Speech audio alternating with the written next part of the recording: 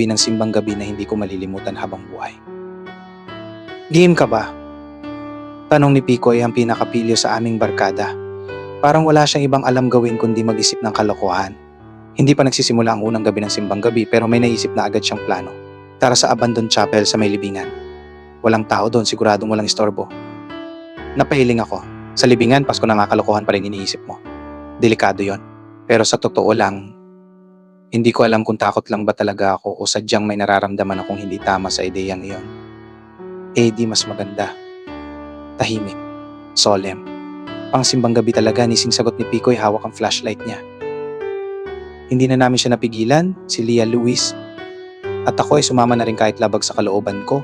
Alam ko, mali na ito. Pero naisip ko rin na wala namang mawawala.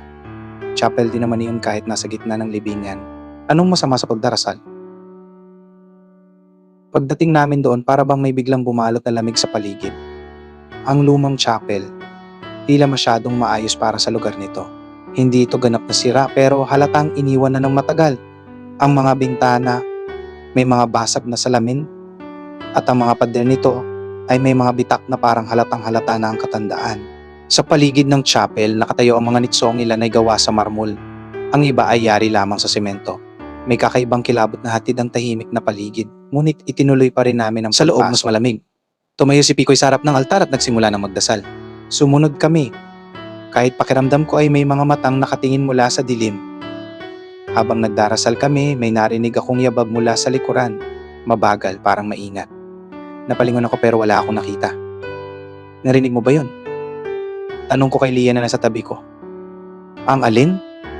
Tanong niya halatang naiinis. Tigilan mo yan, Densyo, baka ikaw ang magpauwi sa amin ng maaga. Tumahimik na lang ako pero hindi mawala sa isip ko ang tunog. Sinubukan kong baliwalain.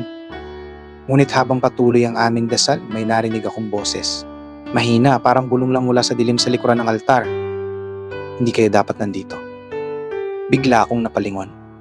Ang boses na iyon ay sobrang linaw, ngunit mukhang ako lang ang nakarinig. Pilit kong nilabanan ng takot at tinapos ang dasal. Paglabas namin, napansin ko ang mga bakas sa lupa maliliit. Basa parang mga paa ng bata. Nagmula ito sa isang nitso papunta sa pintuan ng chapel. Sinubukan kong tawagin si Picoy para ipakita pero pinigilan ako ni Leah. Huwag mo nang pag-usapan.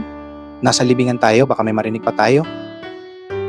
Kinabukasan sa kabila ng nangyari, pinilit muli ni Picoy na bumalik kami. Hindi ko na sana gustong sumama. Pero pinangunahan niya ako. Duwag ka pala sabi niya at napilitan tuloy ako. Nang makarating kami, napansin ko agad na mas malamig ang hangin, parang mas mabigat kaysa kahapon. Sa loob ng chapel, may kakaiba nang nangyayari. Ang mga kandila sa altar ay nakasindi kahit walang tao roon. Nang magsimula ulit kaming magdasal, biglang tumigil si Picoy sa gitna.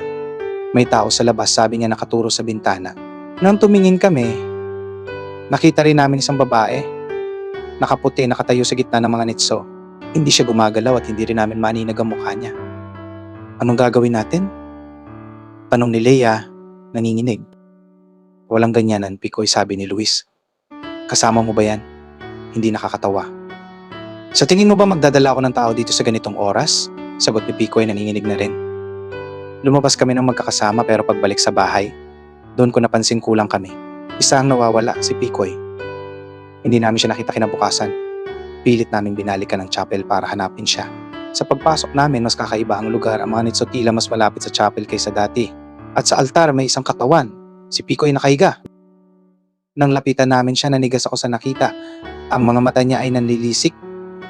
Nakatitig sa isang bagay sa dingding. Ang mga kamay niya nakaturo sa mga salitang nakasulat sa Latin. Sa ilalim nito ay isang salin. Ang dasal dito ay para sa mga patay. Sino kayo para manggulo? Bumukas bigla ang pintuan at isang malakas na ihip ng malamig na hangin ang pumasok. Sa loob ng hangin, narinig namin ang boses na yon. Hindi pa kayo tapos. Paglingon ko, nakita ko siya, ang babaeng nakaputi.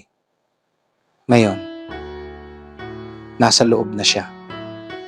Ngumingiti, ngunit ang ngiti niya ay malamig at ang mga mata niya ay diretso sa amin.